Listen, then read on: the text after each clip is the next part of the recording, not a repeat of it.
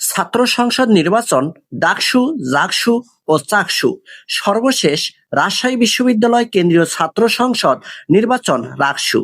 এই রাকসু নির্বাচনে 23টি পদের মধ্যে 20টিতেই অকল্পনীয় জয় পেয়েছে বাংলাদেশ ইসলামী ছাত্র শিবির সমর্থিত সম্মিলিত শিক্ষার্থী জোট শিবির প্যানেল।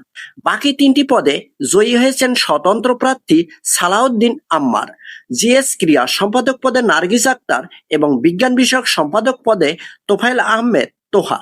17 অক্টোবর শুক্রবার সকাল 8:30টার দিকে বিশ্ববিদ্যালয়ের কাজী নজরুল ইসলাম মিলনায়তনে প্রধান রিটার্নিং কর্মকর্তা অধ্যাপক সেতাউর রহমান রাকসু নির্বাচনের চূড়ান্ত ফলাফল ঘোষণা করেন।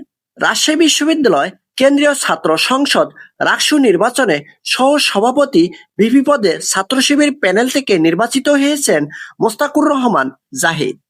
অন্যদিকে সাধারণ সম্পাদক জিএস পদে বড় ব্যবধানে জয় পেয়েছেন বৈষম্যবিরোধী আন্দোলনের সাবেক সমন্বয়ক ও আধিপত্য বিরোধী ঐক্য প্যানেলের সালাউদ্দিন আম্মার।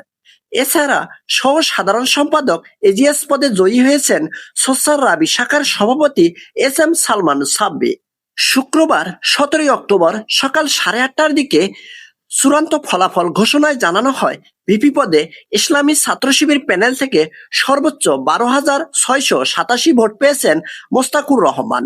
তার নিকটতম প্রতিদ্বন্দ্বী ছাত্রদল সমর্থিত ঐক্যবদ্ধ নতুন প্রজন্ম প্যানেলে শেখ নুরুদ্দিন আবির ভোট পেয়েছেন 3,397 ভোট। সার্বজনীন শিক্ষার্থী সংসদ প্যানেলে তাসকিন খান ভোট পেয়েছেন 1,621 ভোট।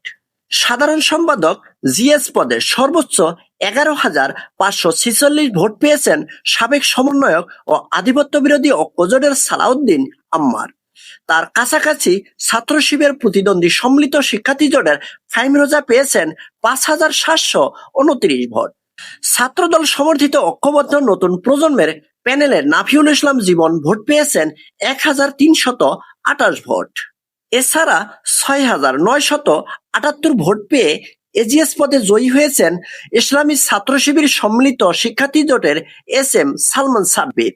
তার কাছাকাছি ছাত্রদল সমর্থিত ঐক্যবদ্ধ নতুন প্রজন্মের প্যানেল থেকে জাহিন বিশ্বাস ঈশা 5,941 ভোট পেয়ে পরাজিত হয়েছেন।